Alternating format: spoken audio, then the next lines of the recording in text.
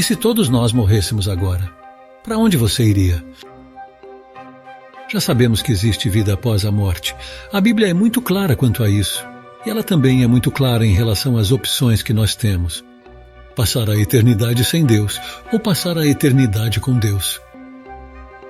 Mas o que determina isto? Nós costumamos imaginar e pensar que pessoas boas irão para o céu e que pessoas más irão para o inferno.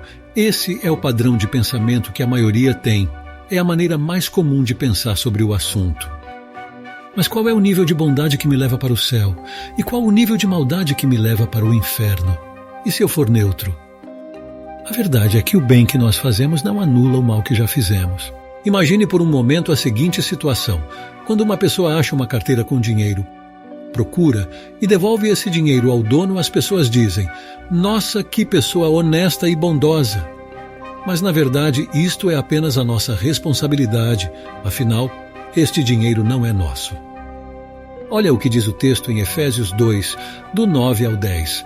Não é uma recompensa pela prática de boas obras, para que ninguém venha a se orgulhar.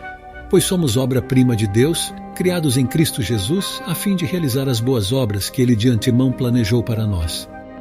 Perceba que o bem que nós fazemos não é nada além do que a nossa responsabilidade enquanto filhos de Deus, pois é para isso que Deus nos preparou. Agora o mal que nós fazemos, os nossos pecados, esses sim devem ser pagos. E Deus deixa muito bem claro qual é o preço do pecado. Em Romanos 6:23 diz: "O salário do pecado é a morte." Foi por este motivo que Deus advertiu Adão, dizendo que se ele comesse do fruto proibido, certamente ele morreria. E em Romanos 3:23 podemos ver que todos pecaram, ou seja, todos somos pecadores, portanto condenados à morte. Nós pecamos até sem perceber. Aliás, muitos pecados já são tidos como algo normal e nem nos causam mais estranheza. Em Isaías 59:2 diz: "São suas maldades que os separam de Deus. Por causa de seus pecados ele se afastou e já não os ouvirá." Aqui vemos que Deus não compactua, ele não comunga com o pecado. Por isso o ser humano está separado de Deus por causa das nossas transgressões. Esta é a natureza humana desde o pecado original de Adão. Espera, deixa eu ver se eu entendi. Você está dizendo que, por causa da desobediência de um homem, lá atrás nós todos pagamos até hoje? Sim, Paulo nos fala sobre isso em Romanos 5:19. Por causa da desobediência a Deus de uma só pessoa, muitos se tornaram pecadores. Sendo assim, todo ser humano nasceu com a característica de estar separado de Deus por causa do pecado. Nós sofremos a consequência do pecado de Adão, porém também somos culpados de nossos próprios pecados, porque nós, ao pecar, também optamos por viver longe de Deus. Por mais que uma pessoa seja bondosa, caridosa e que cuide dos outros, ela não merece a salvação por causa disso. A verdade é que eu não mereço a salvação. Você não merece a salvação. Nenhum de nós merece a salvação, justamente por causa do pecado em nós. Nós até tentamos nos religar com Ele através da lei, mas o homem não tem condição de fazer absolutamente nada que o leve a Deus. Como nos é contado em Efésios 2:9, que diz: "Porque pela graça sois salvos, por meio da fé, e isto não vem de vós, é dom de Deus, não vem das obras, para que ninguém se glorie." Então isto teria que partir do próprio Deus. Só que Deus estabeleceu uma lei. Essa lei diz que o pecado deve ser punido com a morte. E Deus, por ser justo, não vai contrariar o que Ele mesmo estabeleceu e aceitar o homem sem punir o pecado. Ok, então o homem é naturalmente desconectado de Deus e não pode se reconectar com Ele através do bem que Ele faz. E Deus, por ser justo, não pode aceitar o homem sem punir o pecado que está nele. Então qual a solução para este problema? Como podemos nos religar com Deus? Há somente uma resposta para esta pergunta: Jesus Cristo. Um dos versículos bíblicos mais conhecidos diz: "Deus amou o mundo de tal maneira que deu seu Filho unigênito para todo aquele que nele crê, não pereça, mas tenha vida eterna." João 3,16. Ele morreu para nos salvar. Mas como isso pôde funcionar?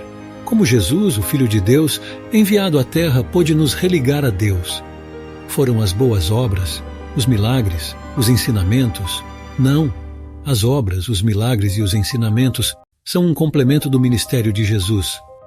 Em Romanos 5:10, entendemos que Jesus nos religa com Deus através da sua morte e ressurreição. E em 2 Coríntios 5:21, podemos ver que Jesus nasceu sem ter contato com a natureza pecaminosa do ser humano. Ele foi gerado pelo Espírito Santo diretamente no ventre de Maria. Porém, ele nasceu sujeito às mesmas necessidades que nós temos: fome, sede, sono, cansaço, e foi sujeito a todas as tentações que um ser humano pode passar. Mas Jesus viveu aqui 33 anos sem pecar. E sem cometer um pecado sequer, ele foi morto. Agora, se a morte é uma punição para o pecado, e Jesus Cristo não possuía pecados, significa que a morte que ele morreu não foi a dele, mas sim a nossa. Em 1 Pedro 2,24 diz: Ele mesmo carregou nossos pecados em seu corpo na cruz, a fim de que morrêssemos para o pecado e vivêssemos para a justiça. Por suas feridas fomos curados. Então contra Cristo foi feita uma injustiça que nos justificou. Por isso a Bíblia diz que nós somos justificados por Cristo, declarados justos diante de Deus, porque Jesus Cristo pagou o preço do nosso pecado. E da mesma forma que Adão, como representante da humanidade, desobedeceu a Deus, e nós herdamos a separação e a natureza pecaminosa de Adão, a graça e a salvação vieram através da obediência de um único homem, Jesus Cristo, que foi injustiçado para nos trazer justiça. E como Jesus não tinha nenhum pecado, a morte não tinha condições de mantê-lo morto. E agora, com o preço da nossa dívida pago com o seu sangue, ele ressuscitou dentre os mortos. É por isso que através de Cristo, e somente através de Cristo, nós podemos ter acesso a Deus. Jesus diz: Eu sou o caminho, a verdade e a vida. Ninguém vem ao Pai a não ser por mim. Ele é o único mediador entre Deus e os homens. A salvação do ser humano partiu de Deus, do seu amor por nós. Por isso nossas boas ações não nos salvam, mas crer em Jesus Cristo e no seu sacrifício por nós, é isso que nos leva à salvação. Através do seu sacrifício, Cristo comprou as nossas vidas. Ele pagou o preço por nós. Agora, se nós não entregamos aquilo que foi comprado, não temos o direito de desfrutar daquilo que foi conquistado para nós na cruz. Em Lucas 9:24, vemos que é por isso que, quando nós entregamos nossa vida a Cristo, é que nós tomamos posse da salvação e da vida eterna. Pois quem quiser salvar a sua vida a perderá, mas quem perder a vida por minha causa, este a salvará. Em Romanos 10:9 diz que se confessarmos com nossa boca que Jesus é o Senhor e crermos em nossos corações que Deus ressuscitou Cristo dentre os mortos, nós seremos salvos. Então é muito claro o que acontece quando você aceita a Cristo, quando você entende o sacrifício dele, e que o que levou Jesus Cristo para a cruz foram os nossos pecados. Isso gera em nós constrangimento e arrependimento, e você não vai mais querer cometê-los. Então os nossos pecados são perdoados.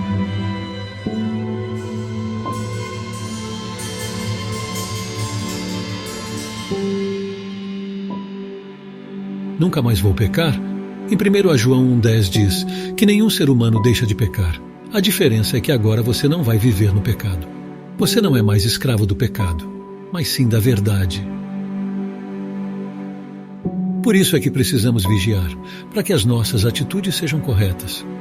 Mas caso falhe, agora você pode confessar isto diante de Deus e abandonar este erro. Onde houver arrependimento, haverá perdão.